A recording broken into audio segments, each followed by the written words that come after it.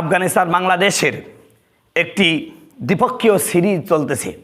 এই সিরিজের প্রথম ম্যাচটি হারার পরে হঠাৎ করে তামিম ইকবাল সংবাদ সম্মেলন করলেন এবং সেখানে তিনি পদত্যাগ করলেন, অবসর নিলেন, তিনি আর খেলবেন না। আমাদের মাননীয় প্রধানমন্ত্রী তাকে তার বঙ্গভবনে ডেকে নিলেন এবং তার রাগ ভাঙালেন। তিনি অভিমান ভেঙে আবারও খেলার জন্য প্রত্যয় ঘোষণা করেছেন এবং তামিম ইকবাল হঠাৎ করে ঘটা করে যখন অবসর নিলেন, গোটা বাংলাদেশে তামিম ভক্তরা কেউ কান্না শুরু করে দিল, ফেসবুকে তারা মিছিল শুরু করে দিল। এবার হঠাৎ জাতীয় দল থেকে অবসরের ঘোষণা দেন তামিম ইকবাল খান। সেই শোকে চট্টগ্রামের রাস্তায় পাগলের মতো কান্না শুরু টাইগার শোয়েবের। বাংলাদেশ ক্রিকেটের এই ভক্ত কিছুতেই মানতে পারছেন না তামিমের অবসর। আমার বন্ধুগণ, আমার ভাইয়েরা, মাননীয় প্রধানমন্ত্রী যখন তার বঙ্গভবনে তাকে ডাকলেন, তার অভিমান ভেঙে দিলেন এবং তিনি আবার খেলবেন, এই বক্তব্য যখন তিনি আবার গণমাধ্যমে দিলেন, গোটা বাংলাদেশে আমাদের মাননীয় প্রধানমন্ত্রীর বিশাল একটি প্রশংসা হচ্ছে।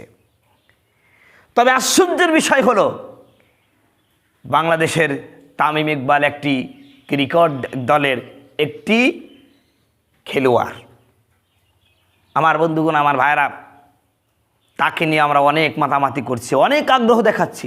তার জন্য কেউ কেউ তো হাইওয়ে রোডে কান্না শুরু করে দিল, কপাল থাপড়ালো, কত কিছু করলো। এখন তিনি আবার খেলবেন, সবাই খুশি। তবে আমি মনে করি আমাদের মাননীয় প্রধানমন্ত্রী যদি বাংলাদেশের মাজলুম আলেমে দ্বীন আল্লামা মামুনুল হককে মুক্তি করে দেন, তাকে যদি মুক্ত করে দেন, তাকে যদি মুক্তি দিয়ে দেন, তাকে যদি জামিন দিয়ে দেন, আমাদের আমির হামজাকে জামিন দিয়ে দেন, আল্লামা সাইদিকে যদি জামিন দিয়ে দেয়, আমার মনে হয় এই বাংলাদেশে গোটা মসজিদে মসজিদে মাননীয় প্রধানমন্ত্রীর জন্য দোয়া হবে, প্রতিটা মানুষ খুশি হবে, যত না খুশি হয়েছে তামিম ইকবালকে ফেরানোতে। কথা বলুন ঠিক কিনা? খুব আশ্চর্য লাগে। এই দেশে একটা খেলোয়াড়ের মর্যাদা আছে, নায়িকা পরিমণির মর্যাদা আছে, মর্যাদা আছে হিরো আলমেরও মর্যাদা আছে। আমার বন্ধুগণ, আমার ভাইয়ারা, সমাজে যারা বাংলাদেশের সম্পদ চুরি করে বিদেশে পাঠানো হয় তাদেরও সম্মান আছে। শুধু সম্মান নেই বাংলাদেশের নির্যাতিত ওলামায়ে কেরামের, যারা হকের কথা বলে, যারা সত্যের কথা বলে, যারা হক কথা বলতে সামান্যতম পিছপা হয় না, তাদের চলার রাস্তাটা আমার কাছে মনে হচ্ছে আস্তে আস্তে সংকীর্ণ হয়ে যাচ্ছে।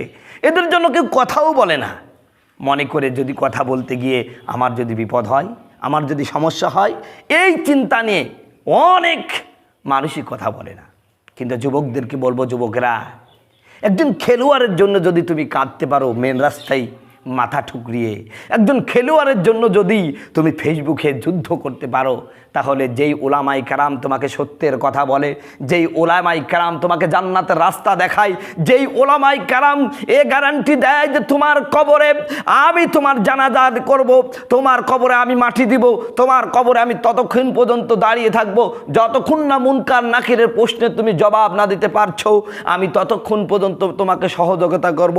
কিয়ামতের ময়দানে আল্লাহর কাছে সহযোগিতা করব, বলবো আল্লাহ এ যুবক ওলামায়ে কেরামের পক্ষে ছিল, এই যুবক নামাজ পড়েছে, এই যুবক তোমার বিধান মেনেছে, এই যুবক তোমার পথে শহীদ হওয়ার জন্য ঝাঁপিয়ে পড়েছে।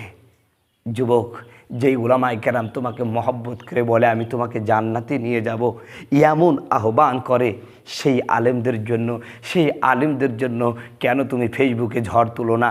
কেন তুমি ফেসবুক যুদ্ধে ঝাঁপিয়ে পড়ো না?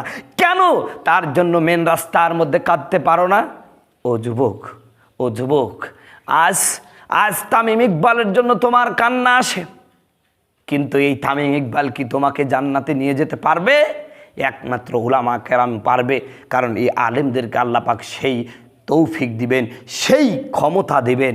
কিয়ামতের ময়দানে একজন আলেম ৭০ জন মানুষকে জান্নাতে নিয়ে যাবে।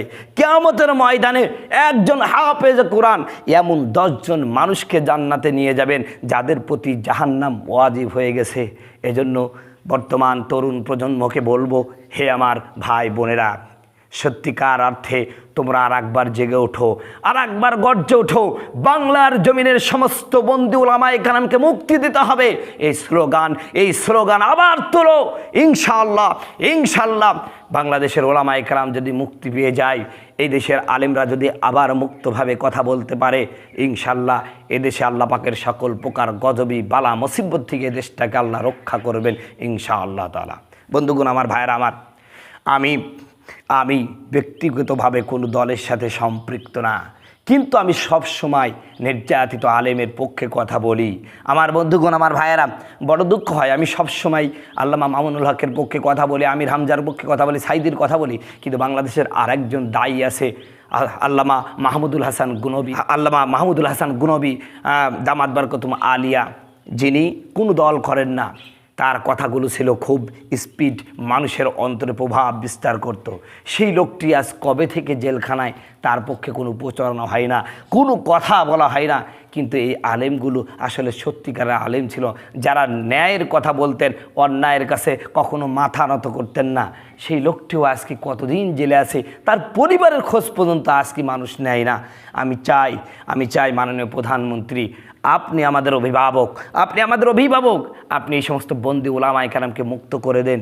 তামিম ইকবালকে ফিরিয়ে আনাতে আপনি যত না প্রশংসিত হয়েছেন, ইনশাল্লাহ এই আলেমদেরকে আপনি মুক্ত করে দিলে তার চেয়ে বেশি মানের প্রশংসিত হবেন। মানুষ আপনার জন্য দোয়া করবে, মসজিদে দোয়া করবে, যদি আপনি এই সমস্ত নির্যাতিত নিপীড়িত মাজলুম ওলামায়ে কেরাম, মাহমুদুল হাসান গুনবি, আল্লামা মামুনুল হক, মুফতি আমির হামজা, আল্লামা সাইদি সহ যত আমাদের ছোট্ট ভাই রফিকুল ইসলাম মাদানী, এদেরকে আপনি মুক্ত করে দেন। দেখেন এই নির্বাচন সামনে, আপনি প্রশংসিত হবেন। আপনার প্রতি ওলামায়ে কেরাম কোনো অভিযোগ ইনশাল্লাহ রাখবে না।